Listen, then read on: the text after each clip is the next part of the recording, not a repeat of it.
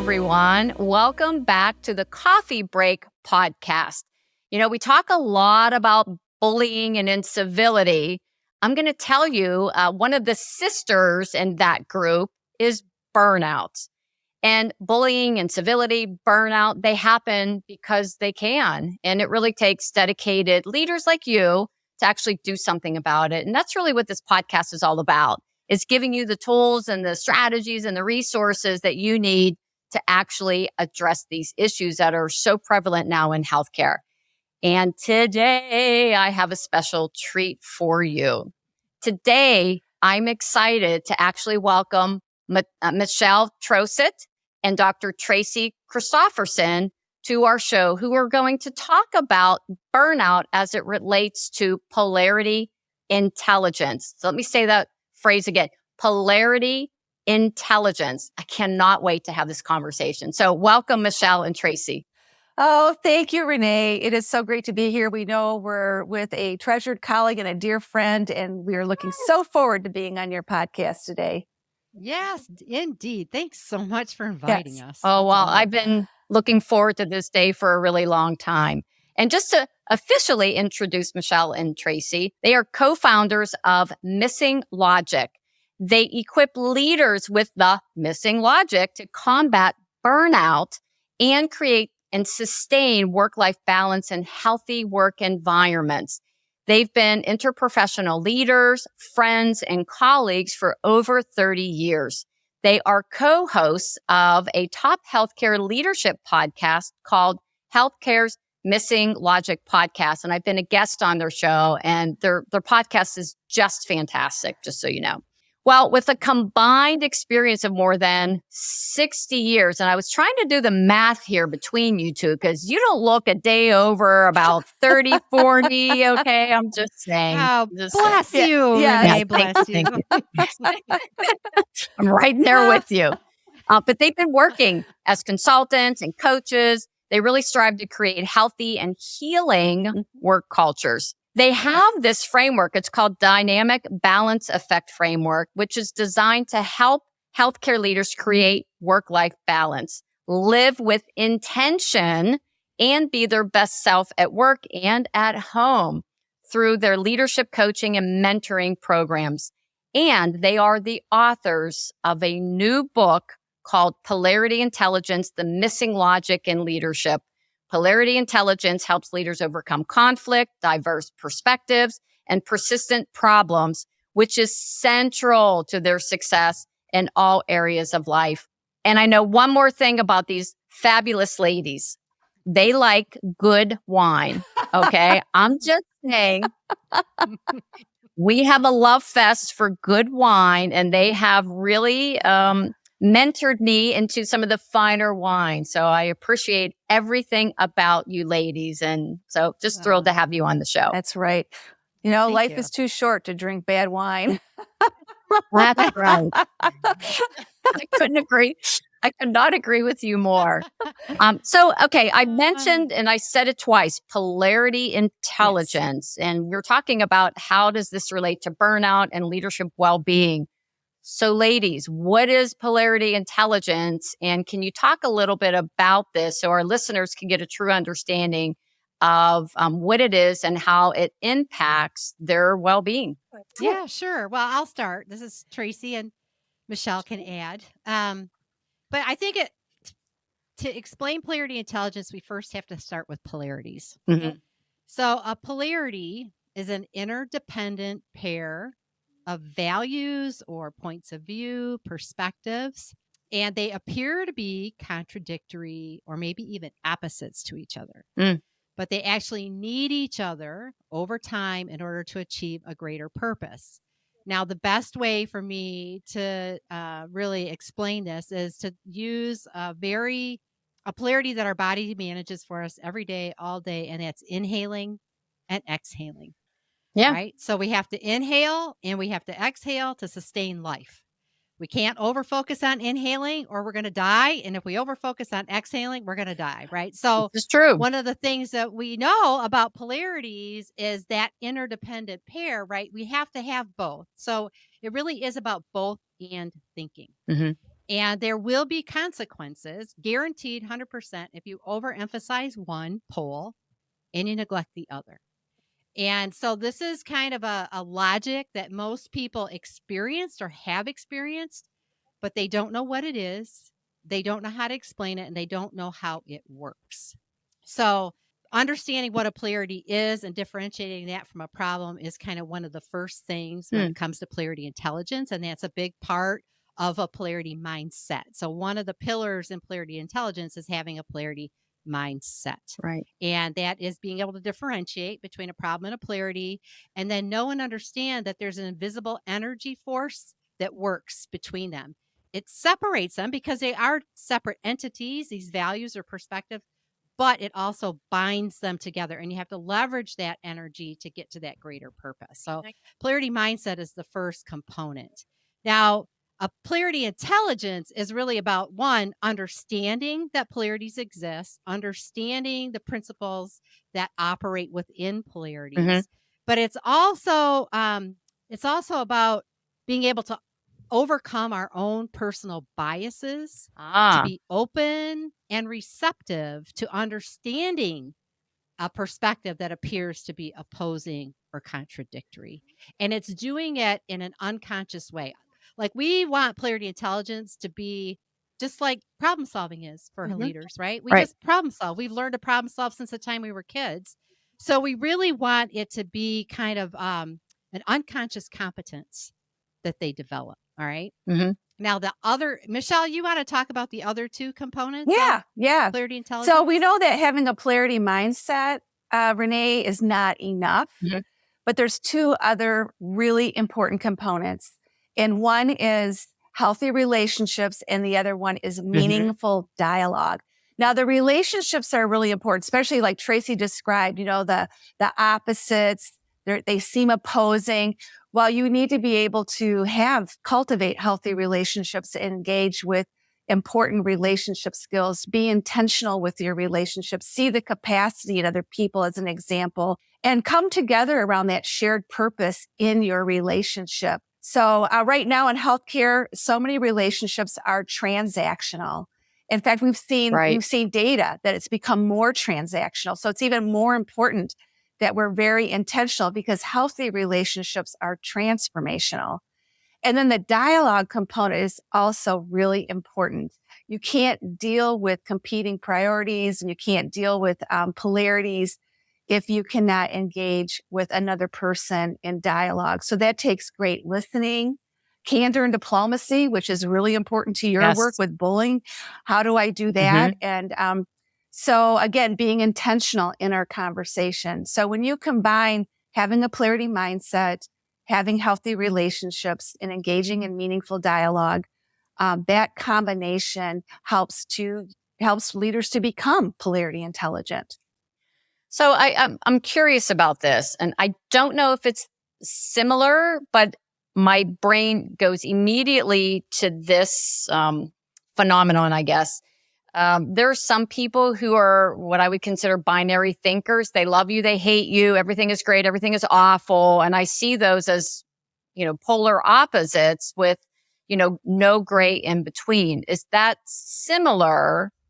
And is that something that a leader can recognize their own polarity thinking maybe, or their mindset, and then recognize that, wait a minute, these are just opposites. It's the love, the hate, great, awful. It's just a polarity, and maybe life really isn't that way, but there's that gray in the middle. I don't know. That was the first thing that I thought about when you were talking about that. It's kind of like the opposites. Yeah.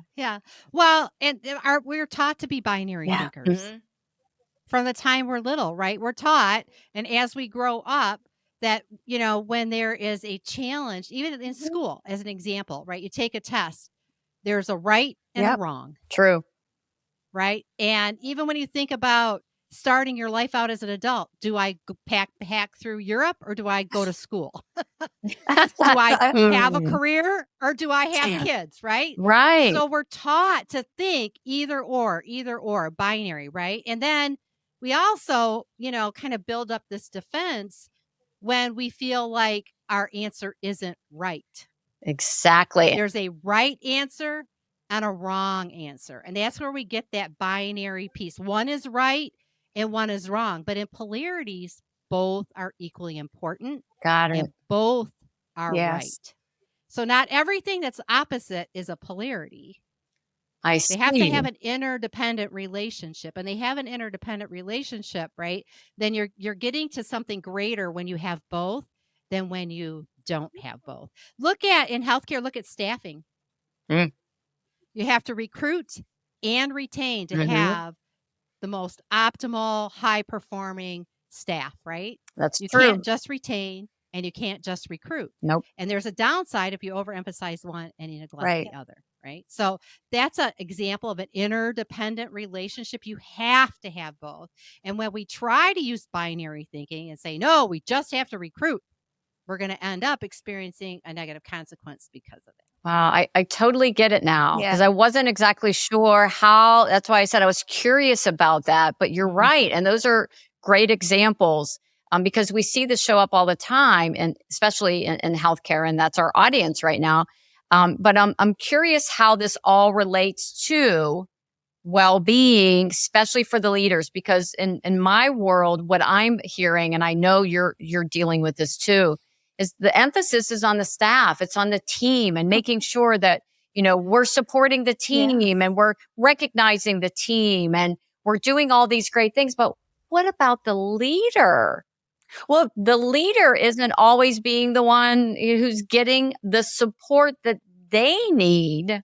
So I'm really curious, and I'd love to hear more about Yeah. your work with healthcare leaders using polarity intelligence. Yeah. Well, we asked ourselves that same question, Renee. And when the Yes. pandemic hit, we saw a lot of attention on the front line and the teams. We saw leaders worrying. Oh man, they were so worried about their teams. And we knew it was going to be a matter of time before the leaders were really going to be struggling because they are the linchpin of the system. And we knew the leaders are so important. And so we really need to help the leaders. So we turned our attention exclusively to the leaders. For the last 3 years, we've been working with leaders. And we started just with them, what they needed for them to understand how important caring for themselves was first so that they could care for others. And through that work, we developed the Thriving, Resilient, Unstoppable Leader program. And it's not an overnight, it's not a class. It's really giving them Right. the tools to understand that there are many polarities working on them and in them. And one of the core ones we help them with work-life balance is balancing their professional life and their personal life, as well as self-care and caring for others. And there's several personal polarities that are really important for leaders to pay attention to, and then really recognize what are the barriers that are stopping me from being the best leader that I can be. Yeah. And can you talk a little bit about, because I could imagine a leader's listening to this right now and, they may be thinking, wait, you want to talk about, my work-life balance? I can barely, my whole day is focused on making sure I have enough staff so that I'm not, working my department. Why do you think it's important for leaders, especially now, to really start taking a look at how they look at work-life balance? Because I don't think they do. I think they're so, they're up to their necks in everything that they're responsible for that it's hard for them to do that. Why is this so important now? Yeah. Well, and I think you bring up a good point. It's what we've always done Yes. as leaders. Yeah. Servant leaders, serve everybody, put everybody else before myself. Therefore, I neglect myself. And I think one of the things that we're trying to bring around work-life balance is that many people don't believe it exists to begin with, right? Never been able to achieve it. So therefore, just not possible for me. Doesn't exist. I'm just going to keep doing what I've always done and hope things will get better, right?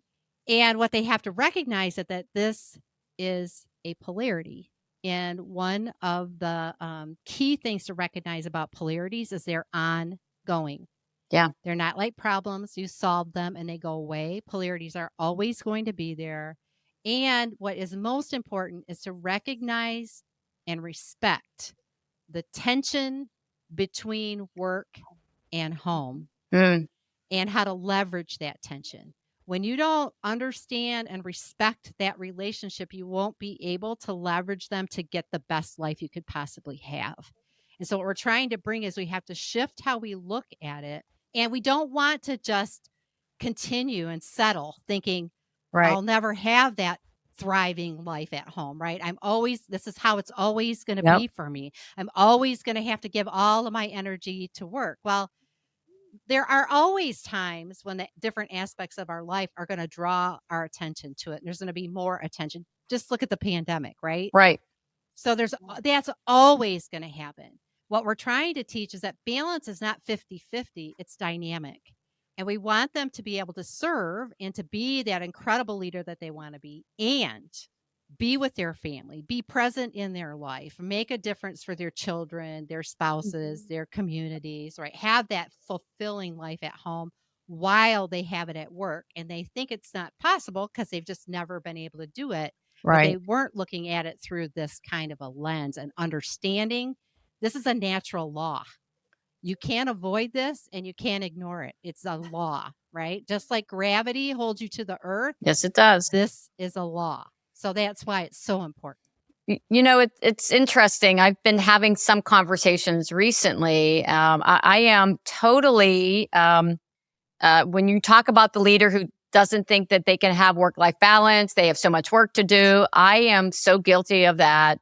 And I know many entrepreneurs, I used to say, I haven't taken a day off. And, since I started this company, and then I caught myself like, why am I saying this? And even when I do take some time to, be with my grandbabies, there's a part of me that feels guilty when I know my team is working and I'm playing, Candyland and Shoots and Ladders with little Miss Olivia. But I'm catching myself now. I am catching myself. And I just had a conversation the other day with my daughter who works for us. And she had mentioned about, working on the weekend. She's full time. Don't worry, I'm going to work on the weekend and I'm going to do this and I'm going to do that. And I finally said to her, I said, Court, here's the deal. If you want to take time, it's like, because I went and got my hair cut, so I'm going to work Saturday. I said, Court, I'm not tracking your hours here. And don't you think maybe you should start taking a look at setting some boundaries? Allow yourself to, have the weekend off. If there's something you want to work on for an hour, okay. But it was almost as though she was justifying. I took a couple of hours to get my hair done, so I'm going to work all weekend. And I'm trying to be a better role model, first of all, for my team. I've started taking Sundays off as sort of a development day for myself. So I can read, I can, do all those things, but I'm not allowed to answer email and do all that other stuff. But I think this is such a common issue. And you're right, Tracy. It's the way it's always been done for. It's a norm. And it's the norm. When Tracy was explaining that, I was going to say, Renee, the same thing goes for entrepreneurs. Because we work with a lot of entrepreneurs as well. And it's the same principles, the same. And look at us, okay? Missing Logic. We put out a book. We've got coaching programs. And we have to be very intentional with each other. We help support each other. And we even recently said as a team, how are we going to manage the change and stability, polarity? Because we have a lot of change going on right now. So we actually used our polarity intelligence to move through that time. And it's a polarity, so it's never going to go away. But we had, like organizations or like anyone, you have a lot of change, then you got to pay attention to what you're doing to keep the things stable that are most important at that time. And I love that you're listening to the language, because that really helps you stop the pattern, pause, make a different choice. And that's what will lead to changing those norms that Tracy mentioned. Well, and there are some studies too, right, Michelle, that have come out by AONL in relationship to why it's so important right now. So AONL has done a great job of just tracking nurse leaders through the pandemic, and they're burnt out. They're, large percentage of them want to leave. We listen to them on a weekly basis, and they are so burned out. And actually, we probably can put a plug in for our blog we wrote for you, Renee, back in September 27th with all that data in it. And because it's so beautiful. True. It is. Yeah. It is. And I think, again, we focus so much on our staff being burned out, but nobody's really taking a look at the leaders who are burned out. And even you said the language and, the words that we use. I just read an article the other day that said, if you ask 10 people, hey, how are you? 8 of them will say busy. Oh, without a doubt. Yeah, badge of honor, man. Yeah, busier I am, the better. Guilty. Oh my God. I have so much work to do. Oh my God. Today's going to be a rough day. Look, I have no white space on my calendar. How many of us do that? Yes. It's a habit. Yes. And without being thoughtful, it is a habit. But how do we, set some boundaries and, not make it so that we almost create this ourselves. So we do. Well, they're leadership norms, like I said, right? And there are a number of them that people follow, and their norms, they're unconscious. We've been indoctrinated with them from the time we became leaders. And it's role models for us, right? And then it becomes that norm, and you don't dare go against the norm, right? So there's some, stigma to that as well, right? And so that's some of the other work that Michelle and our intention is to bust through these norms. Let's establish new leadership norms where health and well-being is essential for a leader, where work-life balance is totally supported, right? Because they have to be able to role model for the staff. They do. Yeah. If they don't role model, the staff don't know how to do that either, right? And they can't be their best selves at work.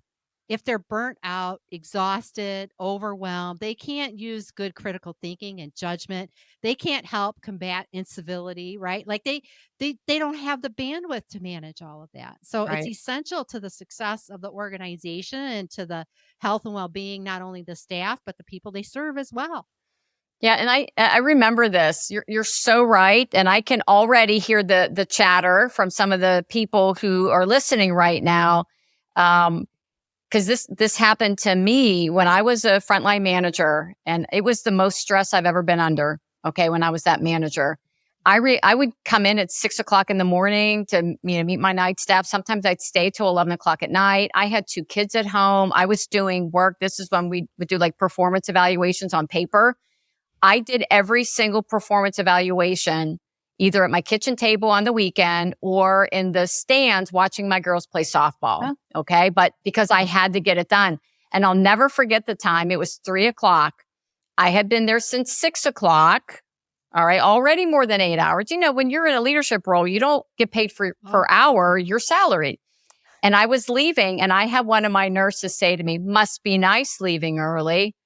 I was like, it was all I could do not to choke her. Seriously. Like I was beside myself.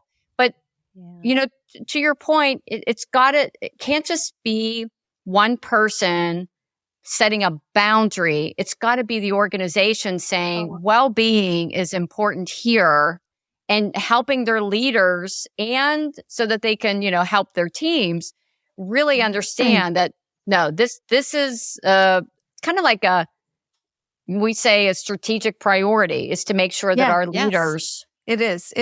And Tracy and I we've been following the work of the National Academy of Medicine since we started Missing Logic. And there's a action collaborative, a national action collaborative to combat burnout. And we've said right from the very beginning, it's an and in both. The system needs to change, absolutely. And everybody needs to take personal responsibility for their well-being as well. So it's an and in both. It's a polarity. Yeah, it's a polarity. Yeah, and so I'd really love to know from your perspective, like how can a leader actually apply polarity? Like how can they apply that mindset to really achieve some type of balance in their life, their professional and personal life? Yeah, so I think one of the best things that we have is what we call a dynamic balance blueprint. So what we're after, again, is that dynamic balance to recognize when I'm being pulled, when my attention is being pulled to my professional life or my personal life. So, Yeah. many of us have children or elderly parents or Grandkids. like at any Yeah. anytime you can get like your attention can get drawn. Like I need to give attention here, right? So it's about dynamic balance. So Right. what we actually do is help them map out what it is that matters most to them. What is it that they want to achieve in whatever season of life they're in, at both at work and at home? Because this isn't about balancing a mediocre life. Yeah. It's not about balancing just what we've got, Yeah. right? It's about elevating in both ways because leaders want to grow and evolve and develop and make a difference. Mhm. And they want to be, a significant member of their family. They want to have good relationships. They want to contribute to their community.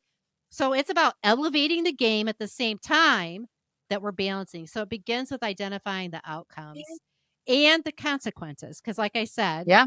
when we over focus on one and neglect the other, 100% guaranteed over time you're going to fail and you're going to experience a negative consequence. So you have to know what's at risk. What am I risking by overemphasizing one and neglecting the other? That tells you what the game is all about, right? It's about staying in the upper quad. It's about getting the positive outcomes all the time and experiencing very little of the negative consequences. Well, to do that, you have to take simultaneous action. You have to be acting in both sides of your life all the time. Now, you don't have to be doing everything that's an action step to get the things you want.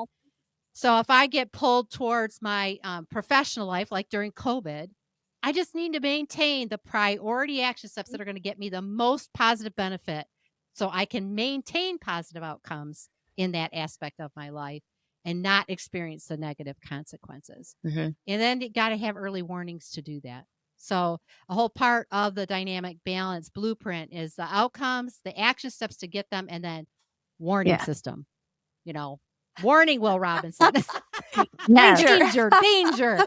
You're starting to experience a negative consequence, Oh my gosh. so that we can course correct quickly. Right. We get the early warning signs right now and we ignore them.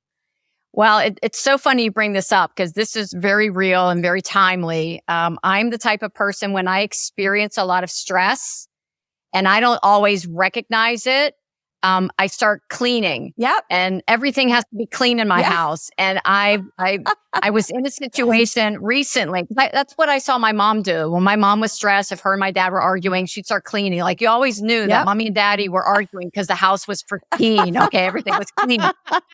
I'm the same way. I have to when I'm stressed, I can't have any clutter around. Everything has to be clean.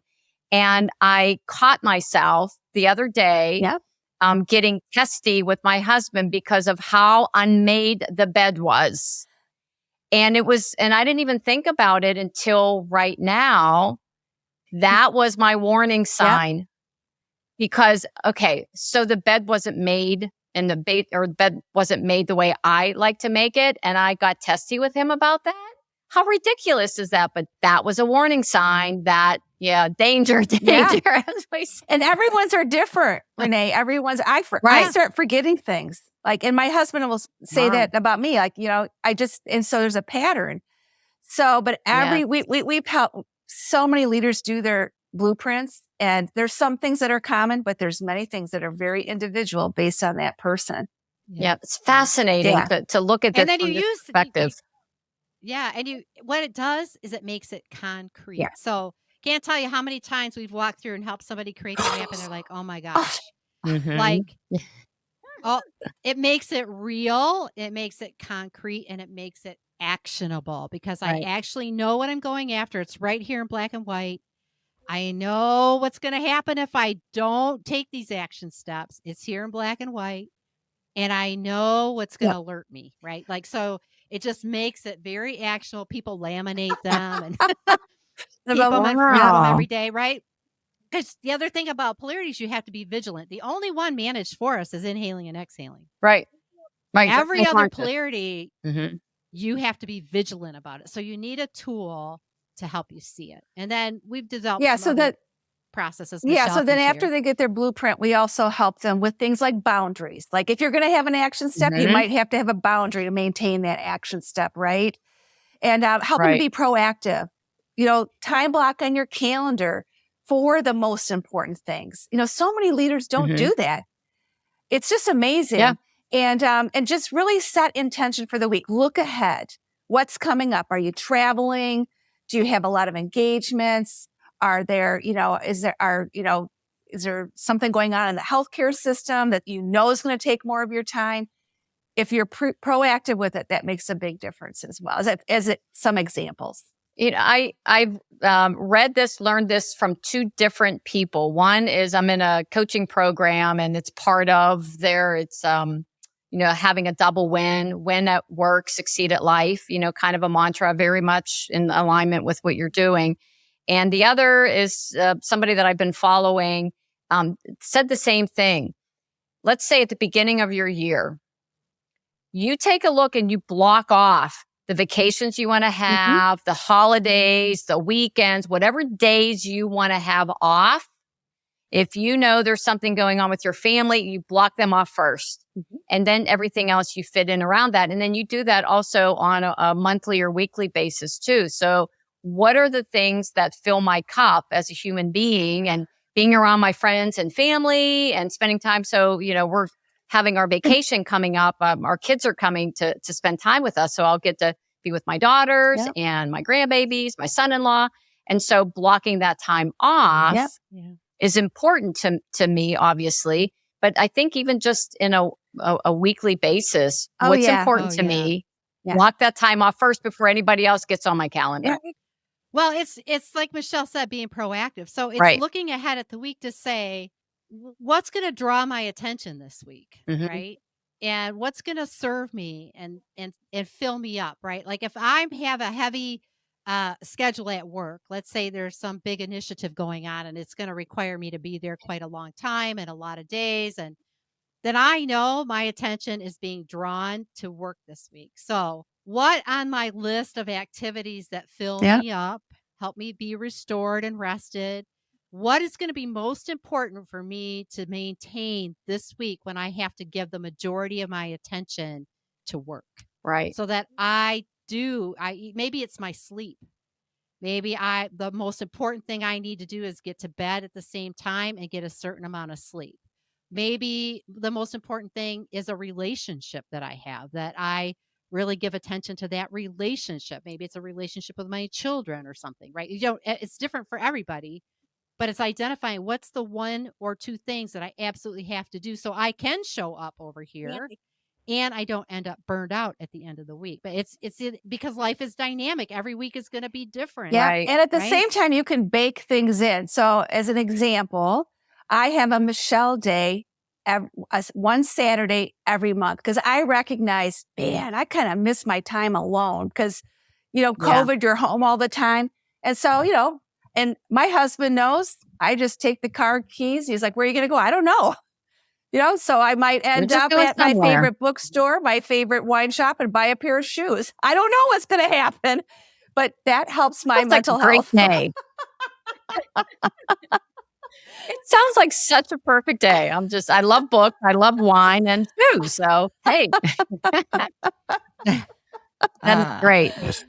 Because I think to your point, Michelle, you've got to block off some time for you. And it's interesting, as you've been talking about this, I'm thinking of my two daughters. One is an extreme extrovert, and she's at a conference right now. She is in her glory. She is around people. She is so happy. She will be upset when it's over. She will cry and say, oh, I don't want it to end. My other daughter just came back from a conference, and she basically said, I don't want to talk to anybody. I have to go in my dryer for, 2 days. And, like when you leave clothes in the dryer and you forget about them, that's what we call that. She needs to go in her dryer. But everybody has their, what they need as a human being to feel, for lack of a better way of saying it, alive and to thrive. And you have to figure that out. Yes. You can't just just assume it'll figure itself out on your behalf. You have to be proactive. Exactly. That's why every blueprint's individualized. It's like Michelle calls it an individualized care plan. Yeah. Right. Care so plan. It is. It's really like what works for me. And then some of it is testing over time. Yeah. Yeah. You know, Yeah. and you know, when you're starting to experience those warning signs, it's the cue to say, okay, am I not taking the action, or is the action I'm taking not effective? Right. Do I need to do something else? Right. And is there something else I need to try, or do I need it is, but I need to do more of it? Maybe I've been inconsistent in it. Right. Well, I think So that's it it. helps you to check. Mhm. Yep. Being It's inconsistent. that Yep. double check. Yep. And the other thing is, you know what? Other people sometimes know us better than we know ourselves. Well, So, yeah. you know, those early warning signs, you know, our spouses, partners, children, other people, friends that are close to us can say, excuse me, Yeah. I'm noticing something Yes. here, Yeah. right? They can tell you what your early warning signs are if you don't know them. Yes, I can And they probably imagine. do tell you. Well, yes, and I can imagine, Michelle, your husband saying, what's going on? You've been more forgetful Oh, yes. lately. You Yep. know, so he knows your warning signs. And Yep. He does. yeah, my husband certainly knows Sure. mine. They do. So as we wrap up, could you give us any actions or strategies leaders can take to really get better at this polarity thinking and really understand the difference between, is this a problem or a polarity? Yeah, they could buy our book. Yeah. It's all mapped out in the book. Yeah. Well, you know, I think it really begins first with asking yourself the question, is this a problem or is it a polarity? Mm. Because they show up over and over and over. So any problem you are experiencing for maybe the third, the fourth, the fifth time, like those problems that are not solvable or our polarities will show up over and over. So one thing is just to start there, right? Like, is this a problem or is it a polarity? And there are a few questions that you can ask yourself. To discern that. One is it ongoing? Have I seen this before? Is this a pattern? Yeah. Is this a pattern I've seen, right? Is it ongoing? The other is you can ask yourself, is there an interdependency here? Like, do we need both of these things, right, to get to a greater purpose? Is there an interdependent relationship someplace here that I haven't recognized before, like with retention and recruitment, right? Yeah. Is there a greater purpose that will get served and I will only achieve if I have both of these things? And then will there be consequences? Right. If I only give attention to one element, will there be a consequence? If you can answer yes to all those, you have a polarity. Got But it. at first is exercising the muscle of, is this a problem, or is because we go right to problem solving. Always. That's our superpower. The other thing, Mhm. It's our the other thing, just superpower. to add to that, is all of us have a preference poll. So we go to problems, but we also go to where we're most comfortable, because we may not even Right. realize there's that interdependent pull that is also equally important for that shared purpose, because that's just where we want to go. Yeah, it's comfortable for Yes. us. It's kind of our default Exactly. mechanism Exactly. that we resort to. And I just think this is so incredibly helpful and timely because, again, I talk to leaders every single day. I know you do too, but the leaders I'm talking to aren't looking for help with this issue, but they need help with this issue because, taking a look at being a leader in today's healthcare world is more challenging, I think, than it ever was. And just the world in general makes it even, more challenging. And I think to get very intentional, and I'm going to keep thinking of this, being proactive, not letting your life just happen as it happens, because you're never going to achieve any type of balance if you do that. But how can you be a little proactive? I can't thank you enough for being a guest on our podcast. Just so you know, everybody who's listening, we're going to have a lot of information in the show notes on, where you can get Michelle and Tracy's new book, link to their website. There'll be a link to where you can connect with them on LinkedIn. Just everything that we talked about, we'll have in the show notes. And as we conclude, is other than your new book that is out or coming out, I am beyond excited about this.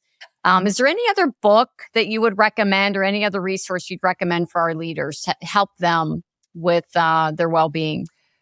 Well, one book that we work with leaders on, we're strong advocates for, is Now Discover Your Strengths for Leaders, specifically for leaders. Of course, that's Gallup's Strength Finder Institute. That's been around for a long time.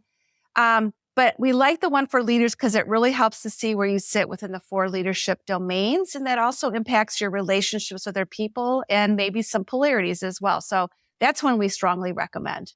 Awesome. Another one I would say would be Atomic Habits. Oh, I actually bought that book, read it, bought several copies, gave them to other people because we get our habits. We don't get what we want. We get our habits. And whatever habits you do is a big part of foundation of the work that we do with leaders. So yeah, I couldn't agree more. And again, I just want to thank you for all of your good work that you're doing to help our leaders. Like I said, a lot of times they don't even realize that they need the help because they're so focused on, their teams and being the leader, but there's no way that they're going to be able to take care of their teams if they're not taking care of themselves. So thank you for being a guest on our show. And for you who are listening, I want you to think about this. It's easy to say, I don't have time for that, or I can handle this. We're telling you, you can't. And you can't handle it well, okay? And, we're all about creating a healthy work culture, professional, respectful, all of that. There's no way that you can be the leader that you need to be to actually cultivate a healthy work team if you're not cultivating a healthy you. And I cannot thank you enough for listening, and for Michelle and Tracy for being on this show to help us with some of those strategies. So thanks, everyone. Take care. Thank you. Thank you.